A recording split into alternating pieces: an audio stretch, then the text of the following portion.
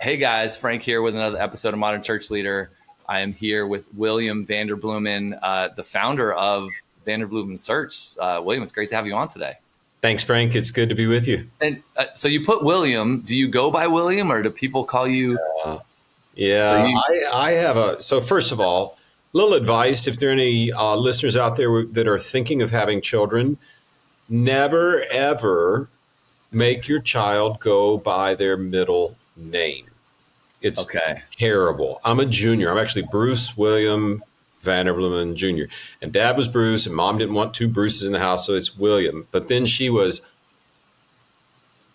persistent, would be a nice way to say it, about it only being William. So I don't even, if people say Bill or Will, it's not like I don't care, but it just doesn't even get from my ear to my brain. It's I'm a Franklin named after my grandpa.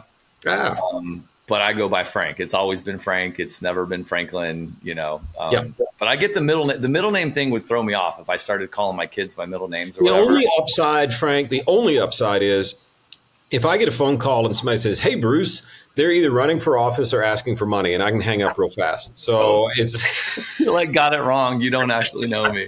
Right.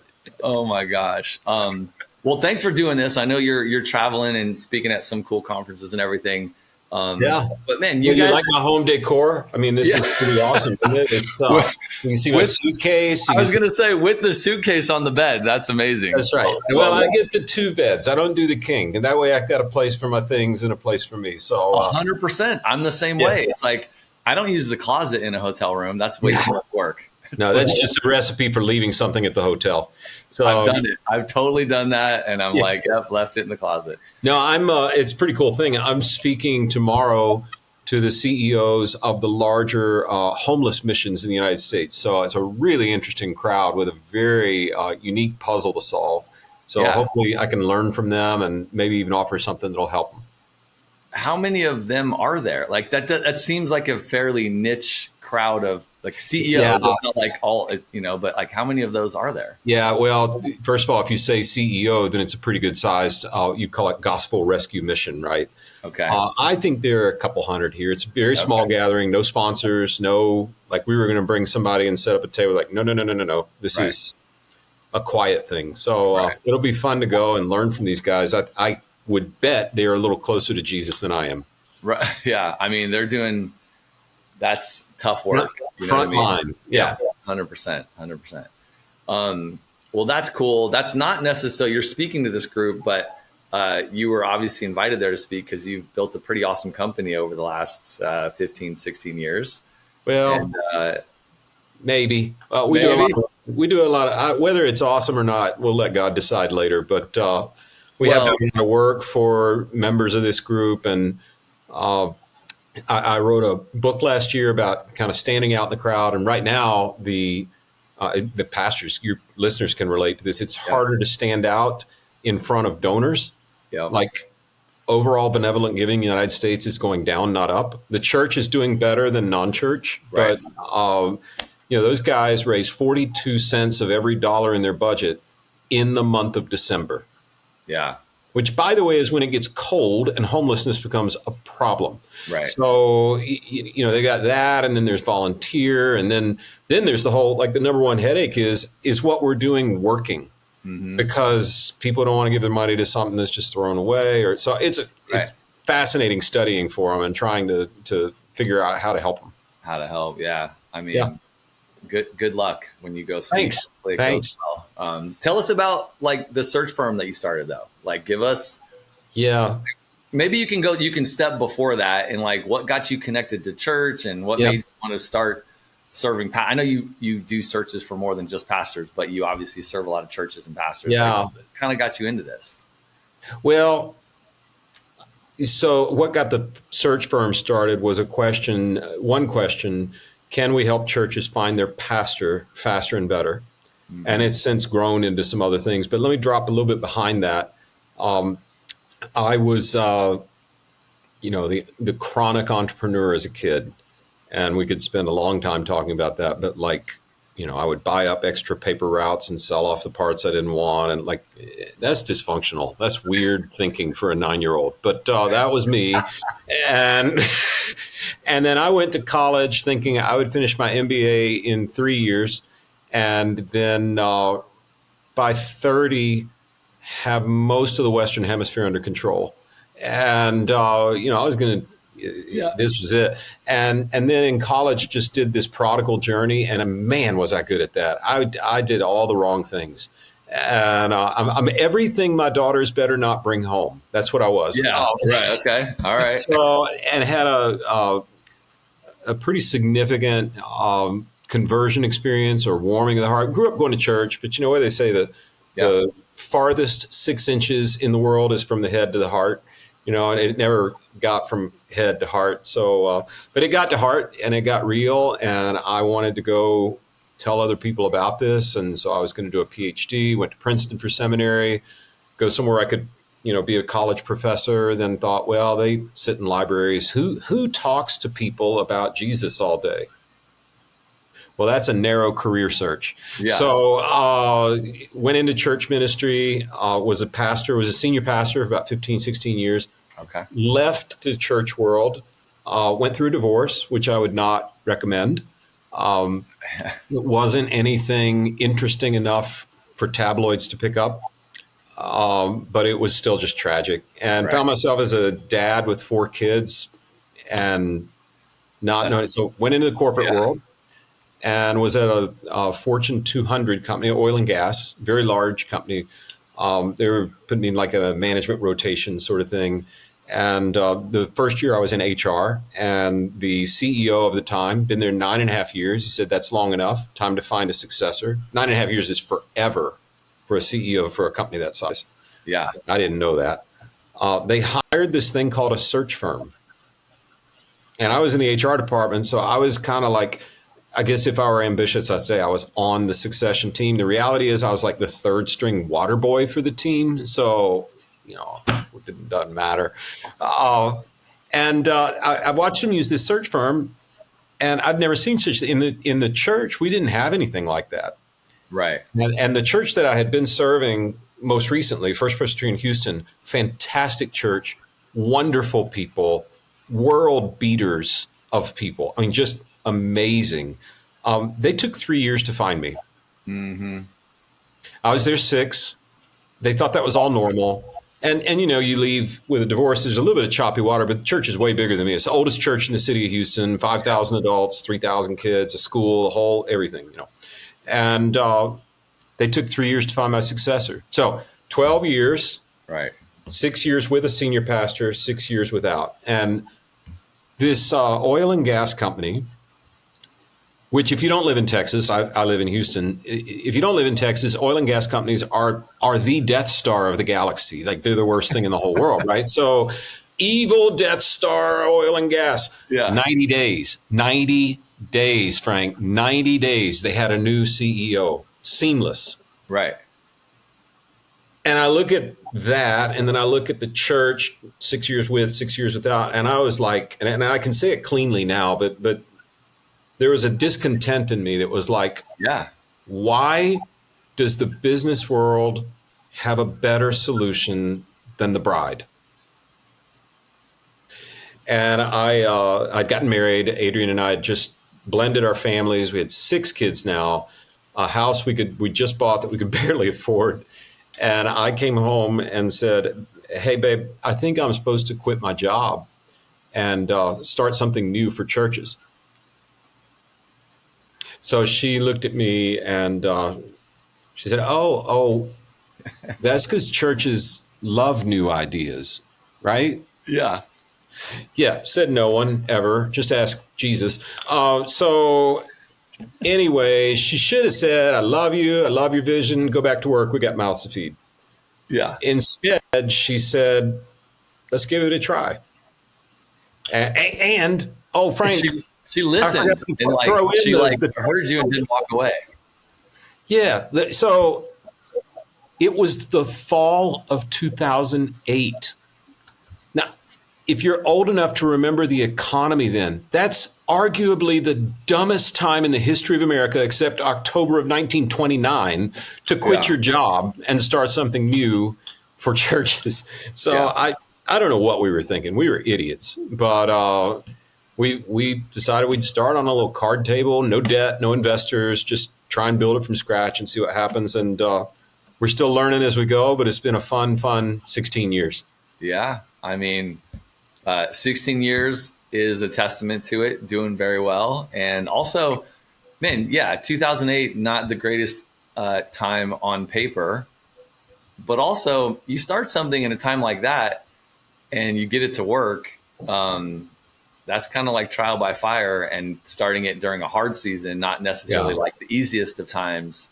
So there's something to be said about, making it work in those times. I wish I could say I was that smart. I'm not. Looking back, I do think the need was there. Yep. And we did market research. It wasn't some,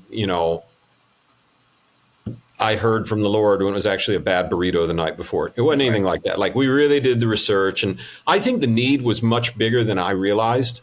And I really think the economic slowdown of 2008 was a gift from God for us. It allowed us time to practice the craft before it really took off, because it grew pretty quickly, and then it grew really fast for a long, long time. So I think it was kind of like we got to do a year of wax on, wax off before we had to go into the dojo.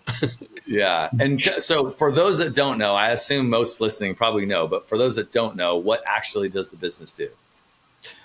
What actually, could you repeat the question? What does the business do? What do you guys? Yeah. So we don't do karate. And if for those who are listening who are not ancient, that was a reference to Karate Kid as an old movie. There was sound then, but just barely color. So what does our company do? We started with this idea, this question: could we help churches find their pastor better and faster?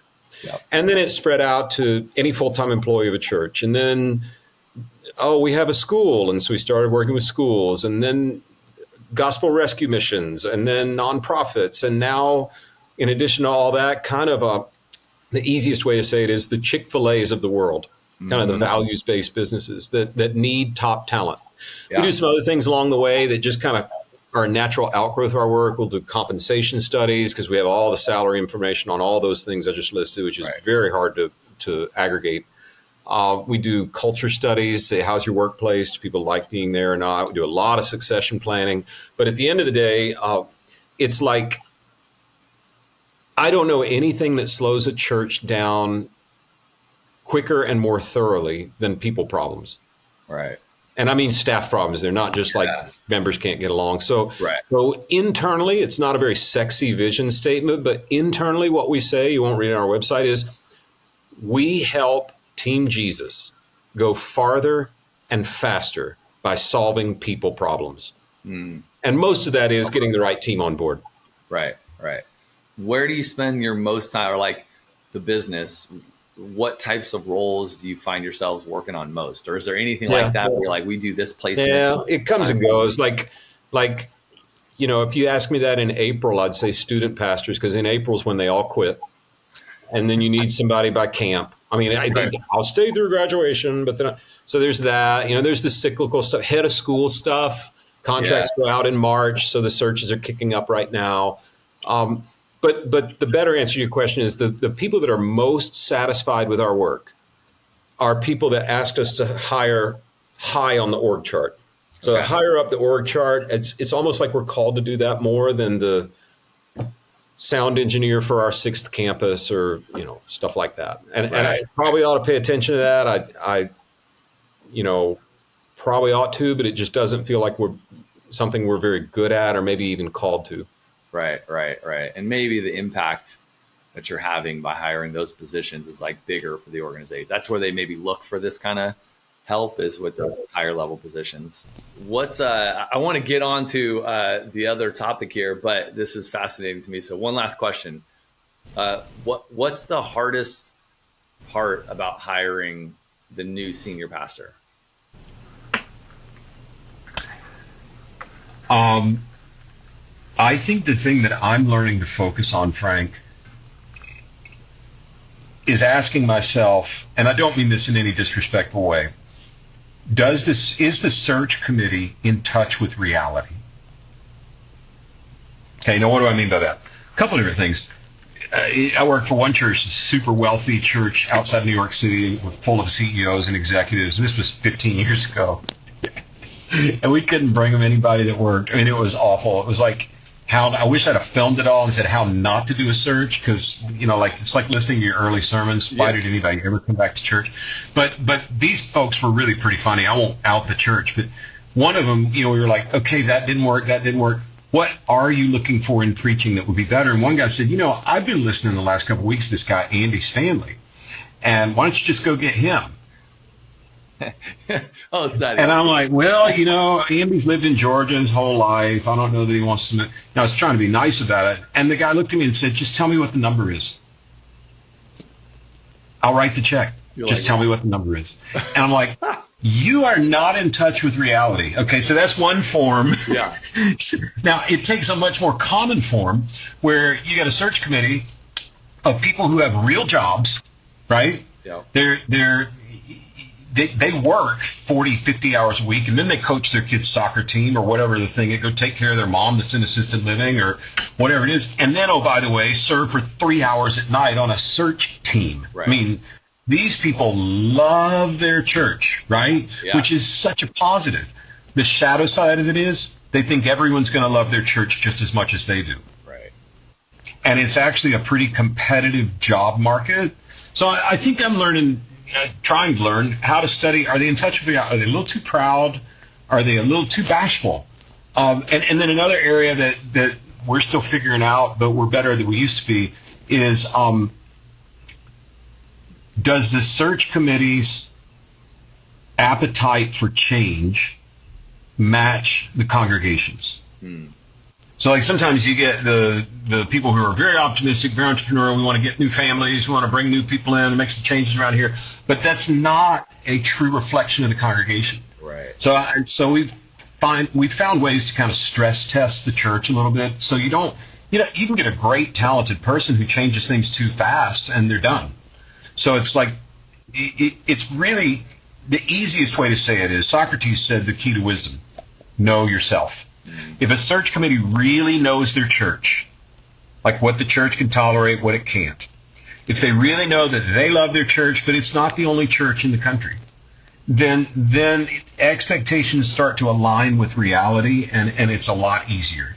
So, wow. Not bad people, not bad. Yeah. It's just the nature of the way things go. Yeah, but navigating all of that, like as you're saying it, and I'm going, yeah, I can totally understand how those different parts and pieces all make it either more complicated or more easy, depending on kind of where it's all at. How long is a sermon, Frank?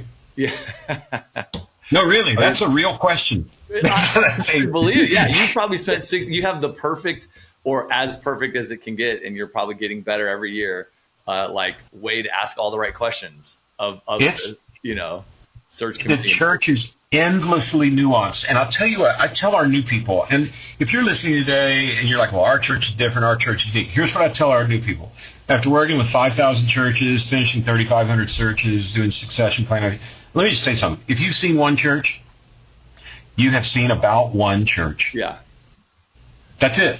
They're all very, very different. They're all very unique. And you're right if you think your church is unique. And anyone who comes to you with any solution at all that says this is the cookie cutter and it'll apply to you because you're the same as everyone, run away from them. People who are successful at church work know that every church is unique. Yeah, that's good. I mean, that's good feedback right there for everyone listening, right? It's like you are unique, and you have to look at. It's like it's not your business or even what we do really, but like as COVID and everyone's going online and social media and streaming, and all of a sudden everyone feels like they have to be like Elevation or something like that, But it's like that's right. We're not all that. They're that, and you can be you in your context and at your size and where you. Serve. And Frank, I'm pulling us off topic. I'm sorry, but my pastor. I won't out him. He's just one of the he's going to have such a nice place in heaven. I hope I get to visit. It's probably a gated part of heaven that I won't get to go to. But, he was so worried after the pandemic that people weren't going to come back to church. I'm like, why are you worried? He said, I don't preach as well as Stephen Furtick, and now everyone knows they can find him online. Yeah. And Stephen is unbelievable. I mean, he's Rain Man of preachers, right? Right. And I just looked at him and said, Tom, but you're the only pastor for this zip code, for this 6 blocks. Right. And I bet people want to hear what you have to say about that. Yeah. So if you're out there like struggling today as a leader and a preacher, or your business, or I'm looking at the giving and what are we going to do and all that. I think if you'll focus on your local 6 blocks, if you're super hyper local ministry, there's no one else called to that but you. Right. Your expression for your community will never be usurped by some national chain. Yeah. I love that. Okay. You also, you've written a few books, but your most recent book is called Be the Unicorn. And I love the title. I live in startup land, so I have one version of a unicorn in my head, but that's not what you're talking about. So it's a leadership book, and you're coming to our conference in October, and you're going to talk about it. But yeah, what was the inspiration? Why'd you write a book about leadership? Yeah. Well, I'd love to say something noble, but it wasn't. It was selfish motivation, and not selfish like I'll write a book and make a lot of money. You don't make money writing books unless you invent Harry Potter. So, you just don't. So we were doing a very selfish research project, and it was during the shutdown of the pandemic because none of our clients were even meeting, much less hiring, right? So it wasn't, we had nothing to do. That's a whole nother podcast about how God saw us through that. It's amazing. But we did realize we had some time to work on the business rather than just in it because we can grow, And we started to say, like, what are the very best candidates we've ever interviewed have in common? Do they have anything in common? Right. And it's like the I don't know, have you met somebody before? Maybe it's in an elevator, maybe it's a job interview, maybe it's a social function or a church. And you meet this person, and within 5 minutes, you're like, this person's remarkable. I want to sign up for their newsletter. I will listen to their podcast. I want to go out with them. I want to hire them. But like, there's a magnet thing that very few people have that stands out of the crowd, right? So we were kind of asking, how many of those have we interviewed, and could we figure out if there are any common denominators? Well, long story short, in any search, we're looking at literally over 1,000 people for any one search. But when you get down to the very end, the most qualified people get a long format face-to-face interview with us. And then they're the most qualified after that. Well, the most qualified after that, we have now done 30,000 long format interviews with these folks and tracked every note, and tracked where they went in their career, and tracked whether they got promoted, and tracked. So like, we've been able to say, all right, these really are the ones that you would meet within 5 minutes and you'd say, this one's a winner. And then we started to say, do they have anything in common? And it was so interesting. The answer is yes, they do have things in common. Yeah. That's fascinating. And the answer you have that is much data, and then you're able to kind of scour it, and kind of. Yeah. Well, the answer is yes, they have things in common. And then the second answer is, and it's not what you would guess. So like, I had some preconceived notions in my head. Yeah. And you know what they say about assuming, right? Don't do it. I thought it would be the head cheerleader, the quarterback, right? Went to the Ivy League school, or for your younger listeners out there, like in finance, 6'5", trust fund, blue eyes, the whole thing, right? I thought for sure that's what it is, right? Not at all. It was habits. Not traits, not things they're born with, not silver spoons, habits that all of these people shared in common that are incredibly uncommon for the rest of us. And we started to see, and we saw common threads, these habits. And then we realized these are teachable habits. These are really simple lessons. Right. And the hope was, rather than just William's 12 opinions on what he thinks makes a great person. No. Data-driven habits. Right. That if you develop them, you will stand out in the crowd. Yeah. Or if you're a church leader, if you can develop a volunteer team that practices these habits, your church will be one that people won't just visit once. Right. They will come back. And so it's soft skills, it's habits. And we kicked around lots of titles. Stand Out was one, but there are like a million books called Stand Out. Yeah, boring. And I was sitting around cleaning out the kids' room. We've got 7 kids now, and so there's lots of toys and things that we've aged out of. You go through all the stuffed animals for cleaning stuff out. I noticed the only thing that stood out was the unicorn. Out of all the menagerie of stuffed animals that we've had. And so I thought, well, that's it. And I know it's a tech term, Silicon Valley and all that, but like most people get it. The unicorn is the rare. Yeah. They're very hard to find. They're unmistakable once you see them, and you really want to be around them. Right. And that's kind of the guy you meet in the elevator, the lady you meet at a social function, whatever the thing is. So we called it Be the Unicorn. 12 data-driven habits that separate the best leaders from the rest. And the cool thing is, these 30,000, we look to see, do they have race in common? No. Do they have gender in common? No. Do they have an age? Do they have an educational background? Is it socioeconomic? None of that matters. How did you how did you identify the fact that it was habits and then the actual habits? Like, how do you get to that level of knowing these people? Yeah. Well, we get paid to know people better than what they present online. Right? Yeah. So we have a pretty formulaic way. It's not cookie cutter, but it's got a rhythm. It's got a flow of interviewing people to test them for certain things. Mm-hmm. And over many conversations leading up to our study, we'd asked our consultants over the years who stood out, why did they stand out. I mean, it's been a running conversation because selfishly, if I can find those people faster, you're going to hire me more. Right. Yep. And by the way, the church can go farther and faster because we're solving people problems, right? So it's really selfish exercise. But when we realized this is a roadmap. We got to write a book. We got to get it in people's hands because if it can help the church and people be better, and a lot of individuals buy it, like job seekers. I just signed 200 copies for a graduating senior class. Yeah. So, I already see the next book. Like volume 2 is you and James Clear partnering up on some kind of book about habits. And Atomic Habit has got to be like one of the best-selling books of all times. Oh, it's amazing. Right. It's amazing, and I often say, if I could recommend how Amazon says, since you liked this, you might like that. Yeah. Read my book to learn what the habits are, and then go read James's book about how to actually build the habits in your life. I mean, it's to this day like my favorite book ever. So I'm definitely going to read yours. But that book, I'm going to send you a Bible, Frank. You need to expand your reading. Okay, done.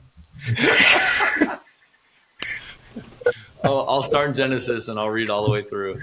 Yeah. Okay, let's. I could I geek out on them, but let's pick maybe 2 or 3. You've got 12. You're also going to speak at the conference, but what are 2 or 3 of the habits that you're like, these are some key things that anybody could go take and develop? And I don't know if there's like an ordering of them where you think about them, like if you do this one, then that one, then that one, or if it's just right. Well, so interestingly, everybody needs a different order. So we wrote the book to be non-sequential. Okay, got it. So what do I mean when I say that? Everyone has a different area they need to work on. Right. Some people like. Sorry, William. I literally just took 6 different leadership assessment profile thingies over the last month. So I'm all in the we all have things to work on camp right now. So. Well, let me give you a 7th. We built the Vander Index, which is around these 12 habits. Okay. And you can see where you place. We interviewed the 30,000. Okay. Yep. And surveyed them extensively. And then we also surveyed 250,000 just general population. Yeah. To see how do you stack, where are you good, where's an action plan, what are you good at, you can start there. Or some people like to start with their weaknesses, whatever, that's fine. But, I don't know what's most important. I do know that when I'm trying to make a change in my life, seeing momentum makes all the difference. Yeah. I finally ran a mile. Now I can run a mile and a quarter, right? Yeah. I lost that first 3 pounds or whatever the thing. Progress, momentum is the friend of change. Yeah. And so we started our very first chapter, I believe, is the easiest habit to adopt. and will give you the quickest win, so you can feel some momentum, start to get noticed, and move to the next ones. They're not written simplest to hardest, but the first one is definitely, this is low-hanging fruit. And we can talk about it a little bit. I will be talking about it quite extensively at the conference. So let me just give you a little piece and see if it's helpful. And that's this. The unicorns are fast. Yeah. First chapter, the fast. And the book, by the way, is 12, it might be 13 or 14 chapters, but the 12 chapters, one for each habit. Yep. Here's where we saw it in people. Here's the responses from our unicorns when we question about it. Here's a case study. Here's how you apply it in your life. Really simple. No one will read this book and say, William is definitely going to cure cancer. Right. Like, that's not going to happen when you read this book. It's simple, cookies on the bottom shelf kind of stuff. And when I say fast, it's only because I want a one-word title. You say, I'm not fast. I'm not fast. I'm not fast either, Frank. I'm Dutch. You know, we're not built for speed. We're built for wind resistance. We look like this. So, you know, it's... But fast is important and hard. Well, because like lots of people if I could title it accurately and not the way you have to title things for people to read books, the title would be The Intentionally Responsive. What I mean, here's the thing. Humans are horrible at getting back to one another. Yeah. Terrible. Just awful at it. I mean, we looked at, and the unicorns are not. They're almost maniacal about getting back to people. Right. Enough that they end up getting close to burnout somewhere in life and they have to put guardrails up and how do I know when to respond and when not to. But they are driven to get back to people. And I thought, well, that's easy.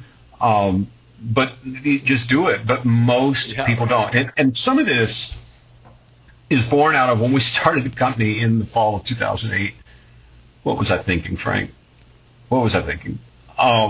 You envisioned this. You were gonna write a book about these 12 things, and you were gonna know what we all knew. Actually, I was just envisioning getting one contract so I could go buy groceries. Yeah, that's what I was envisioning. I get it. Shoot. So, you know, if you called me back in those days where we were literally on a card table, guess how fast I got back to you if you called and said, could you talk to me about me coming to help me find a fill in the blank? If you didn't pick up the phone right when they called, I'm sure you called back in minutes.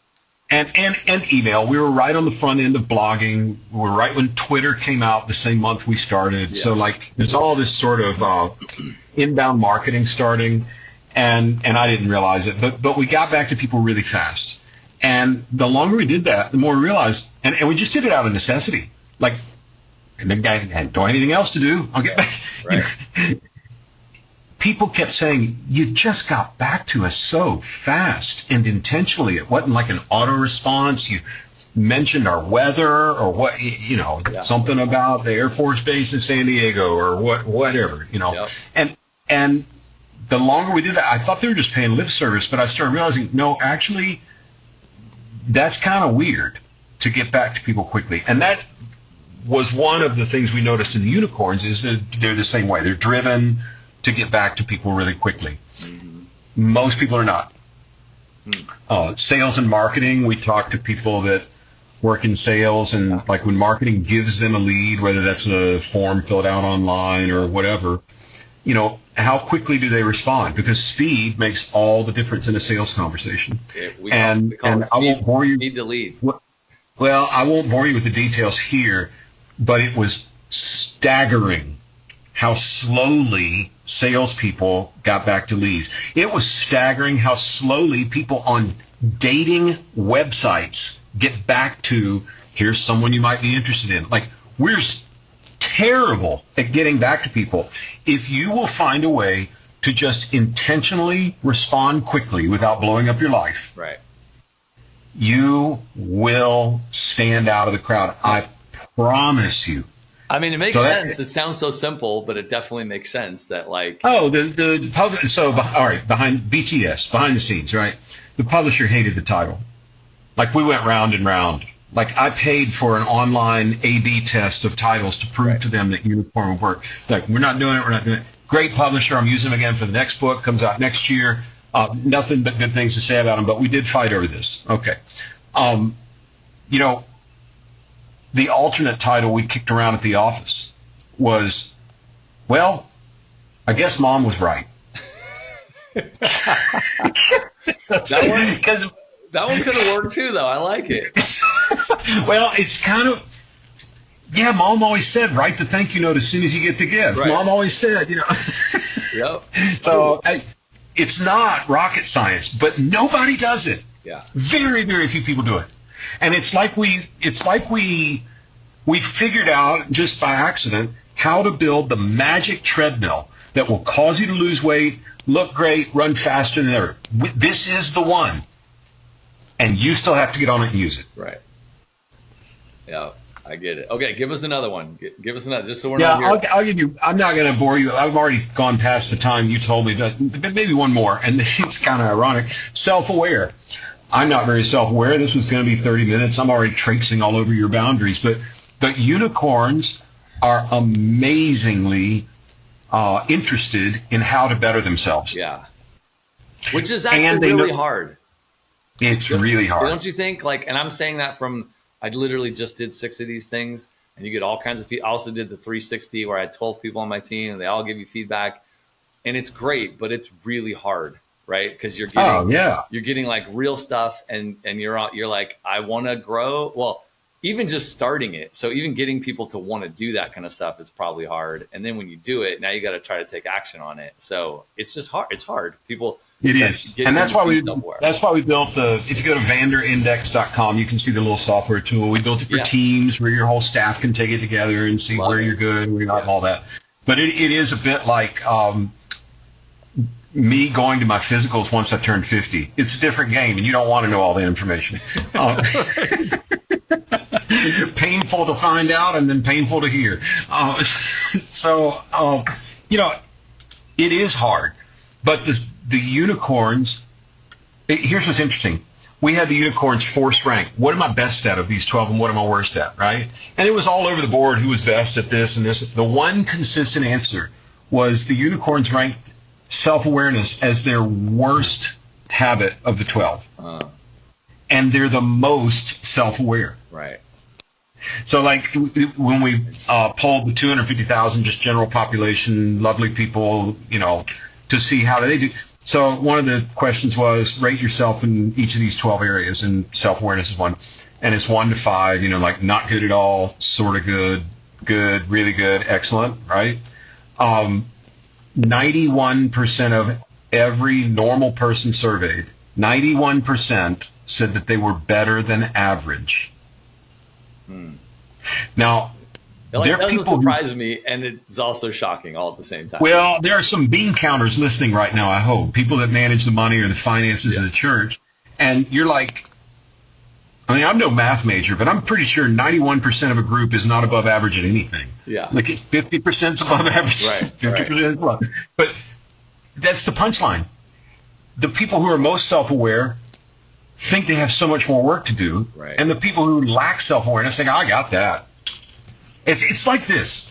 And, okay, you're going to hear this again at the conference, so, sorry, but I'll give you this one little illustration. I went to Princeton for seminary, and so we study and, all the academics and all that. And took a class in Galatians. Galatians takes about 4.5 minutes to read. Yeah. I took a whole semester in it. So that's how geeky I am. But one thing, and I know that everybody listening has Galatians memorized, but just for memory's sake, let's think back to the beginning of the letter, which, by the way, I believe, and most scholars do, it was probably the first letter Paul wrote that ended up in the New Testament. Okay? Yeah. Earliest one. So what's our first picture of Paul? Here's how he starts his letter. Paul, an apostle, called by God, not by men. Now, that's a guy with very little self-esteem issues, right? Yeah. Called by God, not by men, right?